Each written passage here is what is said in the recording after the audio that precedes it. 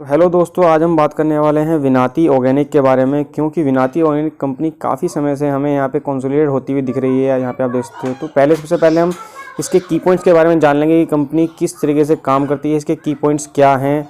दोस्तों, आज हम इसके बारे में मेन फुल एनालिसिस करेंगे इसको, और इसके बारे में जानेंगे कि कंपनी का मैनेजमेंट किस तरीके से काम करता है, कंपनी का शेयर होल्डिंग पैटर्न क्या है, कंपनी के बारे में कोई नेगेटिव न्यूज़ तो नहीं है, कंपनी के बारे में कोई पॉजिटिव न्यूज़ है या नहीं, कंपनी को हमें कहाँ ख़रीदना चाहिए, बाय एंड सेल। तो आज ये सारी चीज़ें जानेंगे। और कंपनी लॉन्ग टर्म में किस तरीके से आपको कितने टाइम से आपको पैसा गुना बना के दे सकती है, मतलब कंपनी के आने वाले फ्यूचर के अंदर फ्यूचर कंपनी का अच्छा है या नहीं है। तो हम आज ये सारी चीज़ें बात करने वाले हैं। आगे बढ़ने से पहले मैं आपको बता दूं, अगर चैनल पर नए हो तो प्लीज़ लाइक कर लेना और सब्सक्राइब कर लेना, जिससे कि आपको ऐसी ही अच्छी वीडियो और नॉलेजेबल वीडियोस आपको मिलती रहें। दोस्तों, आगे बढ़ने से पहले मैं आपको इसका सबसे पहले चार्ट पैटर्न बता दूं कि किस तरीके से कंपनी काम करती है। अगर आपको इसके अंदर इन्वेस्टमेंट करना है, इन्वेस्टमेंट करके चलना है, सबसे पहले आपको पता होना चाहिए कि कंपनी के अंदर कंपनी किस तरीके से चलती है। तो जब सबसे पहले 2009 के अंदर कंपनी लिस्ट हुई थी तो वहीं से ऊपर गई, उसके बाद फिर नीचे एकदम से आई, क्योंकि कंपनी का ट्रेंड नहीं है। ये हर एक न्यू लिस्टिंग कंपनी करती है। सबसे पहले वो ऊपर जाएगी, फिर सबसे नीचे से दोबारा से अपने बेस बनाकर कंपनी ऊपर बढ़ने की कोशिश करती है। आप यहाँ पे देख सकते हो, कंपनी ने पहले यहाँ पे कंसोलिडेशन दिखाया, फिर उसके बाद कंपनी थोड़ा ऊपर गई, फिर यहाँ पे कंसोलिडेशन दिखाया, फिर कंपनी ऊपर गई, फिर यहाँ पे कंसोलिडेशन दिखाया, फिर ऊपर गई कंपनी, फिर यहाँ पे कंसोलिडेशन दिखाया, फिर कंपनी ऊपर गई, फिर यहाँ पे ऊपर गई कंपनी, फिर यहाँ पे कंसोलिडेशन दिखा रही है। तो कंपनी के अंदर अगर मेन देखा जाए तो थोड़ा अप जाती है, ब्रेकआउट देती है, फिर कंसोलिडेशन फेज़ के चली जाती है, जिसका मतलब है कंपनी उस कंसोलिडेशन फेज़ के अंदर अपने आप को मजबूत करती है और फिर आगे बढ़ने की तैयारी करती है। तो आपको कुछ समय के लिए इसके अंदर कंसोलिडेशन फेज़ दिखाई दे सकता है, जो कि यहाँ पे आप आसानी से देखने की कोशिश कर सकते हैं। दूसरी बात, कंपनी के अंदर अच्छा खासा पैसा बढ़ने की बजाय पैसा घट भी सकता है। यहाँ पे आप देख सकते हो कि कंपनी पहले यहाँ पे इस लेवल पे थी, 100 रुपये के लेवल पे थी कंपनी पहले, तो एकदम से 50 रुपये तक आ गई थी।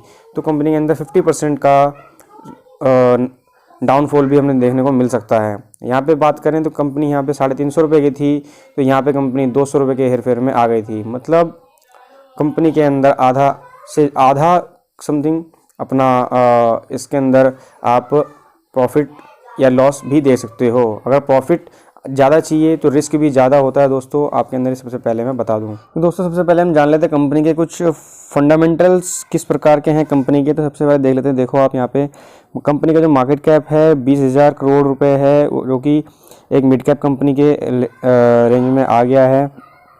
कंपनी का स्टॉक का PE 63 का है, ROCE 23 का है, डेप्थ कंपनी का 1 के बराबर है, करंट प्राइस 1956 रुपये है। वहीं करंट इसकी बुक वैल्यू देखें तो 160 रुपये है, और इसका करंट लो एंड हाई देखें तो 21 का इसका हाई 2184 रुपये का इसका हाई है, वहीं लो इसका 1189 रुपये का इसका लो है। तो दोस्तों, फेस वैल्यू इसकी 1 रुपये की है।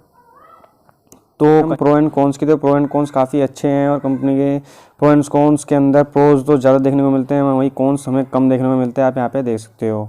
तो हर कोई इन चीज़ों को, नेगेटिविटी को कंपनी के बारे में नहीं बताता है, यहाँ पे बस खाली मैं ही बताता हूँ वो सारी चीज़ें। तो आपको ज़रूर देखना चाहिए और एंड तक बने रहना चाहिए। अगर वीडियो पर प्लीज़ लाइक कर लेना, सब्सक्राइब कर लेना, और ऐसी इंफॉर्मेटिव वीडियो को देखते रहना। तो दोस्तों, आइए शुरू करते हैं। सबसे पहले तो कंपनी के प्रोसेस हम शुरू करते हैं। कंपनी की जो कंपनी हैज़ रिड्यूस डेप्थ, और कंपनी ऑलमोस्ट अब डेप्थ फ्री कंपनी बन चुकी है, यहाँ पे देख सकते हो आप। तो कंपनी है एक्सेप्टेड टू गुड क्वार्टर। इस बार की कंपनी के जो नंबर्स हैं वो भी काफ़ी अच्छे देखने को मिले हैं, उसके बारे में बात करेंगे। Company has a good return on equity ROE, और कंपनी का काफ़ी अच्छा है, 25% से ऊपर है लास्ट 3 साल से। कंपनी डिविडेंड भी अच्छा देती है, 17%, 17.5% कंपनी डिविडेंड भी पे करती है। वहीं बात करें कंपनी के हम कॉन्स की, तो कॉन्स के अंदर कंपनी के स्टॉक 12 गुना ज़्यादा चल रहा है, ट्रेडिंग कर रहा है।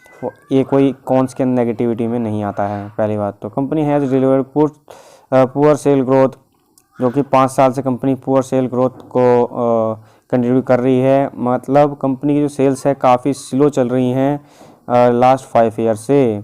तो दोस्तों, मैं आपको बता दूं कि जिस कंपनी के अंदर सेल्स कम होती हैं उस कंपनी के अंदर ग्रोथ स्लो देखने को मिलती है। मगर एक चीज़ और, कंपनी सेल्स कम करने का कारण कुछ और भी हो सकता है, क्योंकि 2 से 3 साल तो हमें कोरोना के साथ ही हो गए, जिसकी वजह से कंपनी के सेल्स कहाँ से बढ़ेंगे कोरोना की वजह से। तो इन चीज़ों को हमें देखना चाहिए। और बात करें नेक्स्ट इसके कौन की, तो debtor days has increased from the 85 days to 106 days. मतलब कि कंपनी के पास जो पैसा आता था, हमने डेप्टर डेज के बारे में बात करी है कि डेप्टर डेज क्या होता है, कि आपको जब कंपनी पैसा कमाती है, जब कंपनी कोई भी प्रोडक्ट बनाती है, कंपनी ने ये प्रोडक्ट बनाया और कंपनी ने इस प्रोडक्ट को मार्केट में भेजा और फिर उसके बाद मार्केट से पैसा आने तक का समय कंपनी के पास दोबारा, तो वो कितने दिनों में वापस पहुंचता है, वो पैसा कितने दिनों में वापस पहुंचता है। तो दोस्तों उसको बोलते हैं डेप्टर डेज। मतलब जब कंपनी ने पैसा प्रोडक्ट बनाया, उसको आगे सेल करा और सेल करने के बाद कंज्यूमर से उसके पास पैसा आने तक का टाइम डेप्टर डेज होता है। तो ये कंपनी के डेज बढ़ चुके हैं 85 से, अब इसके 106 दिन हो गए हैं। मतलब पहले जहां 85 दिन लगते थे, अब 106 दिन लगते हैं कंपनी के पास वापस पैसा लौटने में। तो एक नेगेटिव चीज़ है। दोस्तों अगर बात करें लीडरशिप में, तो लीडरशिप में इसकी जो है पीडीलाइट कंपनी है, काफ़ी अच्छी है। और अगर और भी इमर्जिंग कंपनी देखनी चाहिए तो SRF है और आरती इंडस्ट्री है, काफ़ी ये भी बढ़िया कंपनी है। और दीपक नाइट्रेट, हमने काफ़ी बार इसके बारे में बात करी है। तो मैं बात चाहूँगा कि आपको अगर इसके अंदर सस्ती कंपनी देखनी है तो फिलहाल के टाइम पे सस्ती कंपनी आपकी SRF चल रही है और आपकी दीपक नाइट्रेट काफ़ी सस्ती देखने को मिलती है, जो कि इनका PE काफ़ी नीचे आ चुका है, अर्निंग इसका मतलब इनकी बढ़ी है। वहीं बात करें तो टाटा केमिकल्स की भी इसका PE काफ़ी नीचे है। कंपनी काफ़ी अच्छी है और हमारी कंपनी विनाती होगी भी काफ़ी अच्छी देखने को मिलती है। बात कर लेते हैं आगे इसकी हम शेयर होल्डिंग पैटर्न। दोस्तों इसका शेयर होल्डिंग पैटर्न काफ़ी अच्छा देखने को मिलता है। हमें यहाँ पे देख सकते हो प्रमोटर्स जो हैं वो काफ़ी समय से इसके साथ एकदम स्टिकी हैं, मतलब चिपके पड़े हैं, काफ़ी समय से इसको होल्ड करके चलते हैं। और यहाँ पे देख सकते हो आप, पहले जहाँ 2019 के अंदर कंपनी के प्रमोटर्स के पास 74% इसका स्टेक हुआ करता था, वहाँ आज की डेट में 74.07% हमें स्टेक देखने को मिलता है। यहाँ पे आप देख सकते हो दोस्तों। तो बात करें अगर इसके FIIs ने, तो FIIs ने भी कुछ स्टेक बढ़ाया है, क्योंकि 2019 के मार्च के अकॉर्डिंग दिसंबर के क्वार्टर तक देखें 2021 के, तो दोस्तों काफ़ी अच्छा हमें इसके अंदर इंक्रीमेंट देखने को मिलता है। यहाँ पे जो 3.63 देखने था पहले 2019 के अंदर, और आज की डेट में दिसंबर 21 के अंदर 4.53 हो चुका है। तो DIs ने भी अपना स्टेक कहीं ना कहीं बढ़ाया है, क्वार्टरली बेसिस भी बढ़ाया है, यहाँ पे देख सकते हो आप, और ईयरली बेसिस पे भी इन्होंने बढ़ाया है। वहीं 2019 के अंदर मार्च में तो इसका था 6.56% और आज की डेट में है 7.54%। दोस्तों कहीं ना कहीं पब्लिक के हाथों से ये स्टेक कम होता नज़र आया है हमें, और बड़े बड़े उद्योगपतियों के हाथों में जाता हुआ स्टेक हमें नज़र में आया है। पब्लिक का देखो जहाँ 15.80% था, तो आज की डेट में वही 13.87% हो चुका है। तो DIs ने भी, मतलब आप एक बात समझो, आप ऐसी बात बताऊं कि जिससे कि आपको इसके अंदर कंपनी में इन्वेस्टमेंट करने का मौका मिले और आप अच्छा पैसा कमा सकते हो।